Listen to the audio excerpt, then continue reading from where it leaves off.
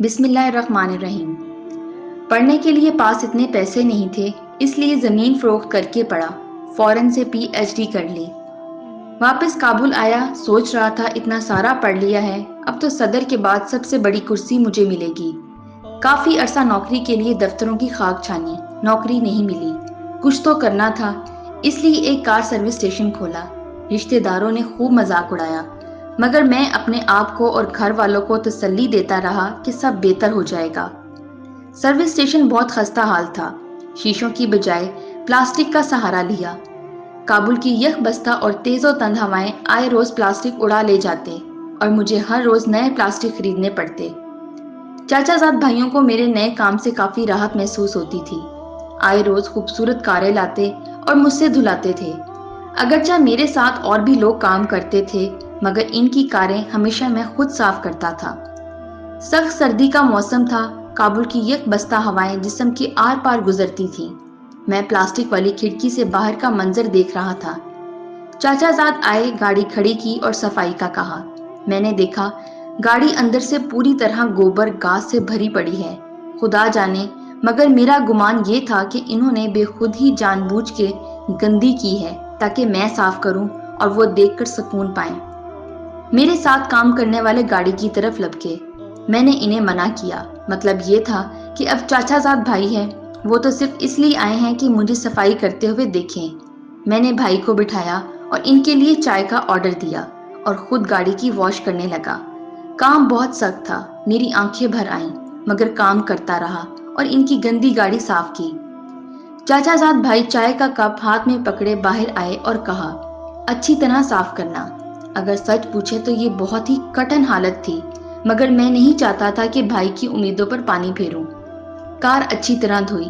کار کا مالک کافی مضطرب تھا۔ میں نے سوچا شاید گاڑی اچھی طرح صاف نہیں ہوئی۔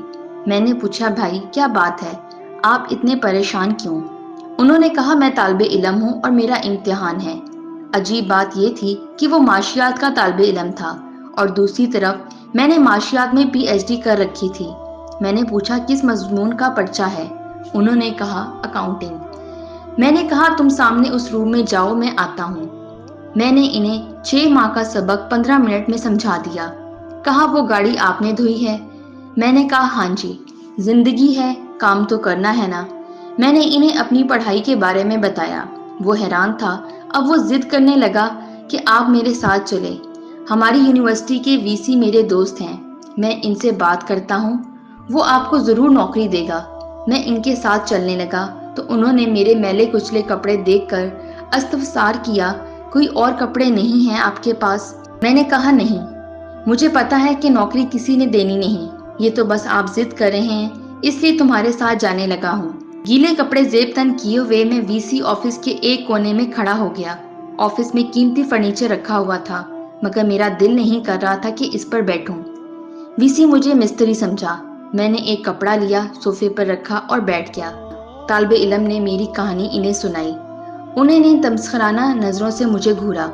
جان چھڑانے کی خاطر انہوں نے کہا، تم ڈیمو کے لیے تیاری کرو، ہم تمہیں کال کریں گے۔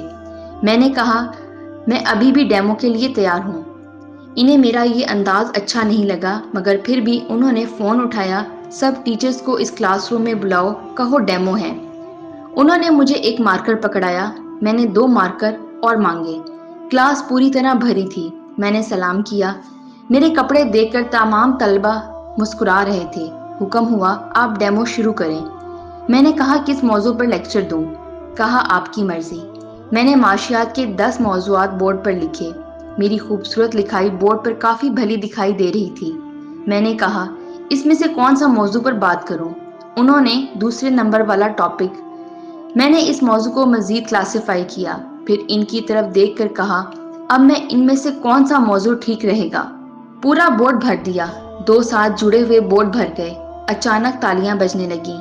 میں نے مڑ کر پیچھے دیکھا، پوری کلاس کھڑی تھی اور تالیاں بجا رہی تھی اور ان کے سامنے میں میلے کپڑوں میں کھڑا تھا۔ وی سی نے کہا، ہاں بھائی بتاؤ کتنی تنخواہ لوگے؟ اور مجھے نوکری مل گئی۔ میں نے مشین کی طرح کام کیا۔ ماہ کے آخر میں مجھے یونیورسٹی بیسٹ ٹیچر کے ایوارڈ کے ساتھ اچھی خاصی تنخواہ ملی۔ سب سے زیادہ تنخواہ اس یونیورسٹی میں 50,000 افغانی تھے۔ پر مجھے 1,20,000 پر رکھ لیا گیا۔ اس کے بعد امریکہ یونیورسٹی، فائنانس منسٹری، بین الاقوامی کانفرنسوں اور دنیا میں کئی یونیورسٹیوں میں کام کرنے کے موقع ملے۔ میری سروس اسٹیشن کی 1 سال کانٹریکٹ ابھی ختم نہیں ہوا تھا اور میں نے 30 ممالک دیکھ لیے۔ میں آج بھی اپنے چاچا زاد بھائیوں کے ساتھ نیک برتاؤ کرتا ہوں اور وہ بھی میرا احترام کرتے ہیں اور نام کے ساتھ صاحب ضرور کہتے ہیں۔ میں خدا سے خوش ہوں۔ زندگی کے سامنے کبھی ہتھیار مت ڈالیں۔ زندگی کے بہت سارے جہت میں ہمیشہ آنے والے کل کے لیے پر امید رہیں۔ کبھی بھی کوئی کام کرتے ہوئے مت شرمائیں۔ زندگی میں کوئی کام چھوٹا اور بڑا نہیں ہوتا، البتہ کام کے طریقے چھوٹے اور بڑے ضرور ہوتے ہیں۔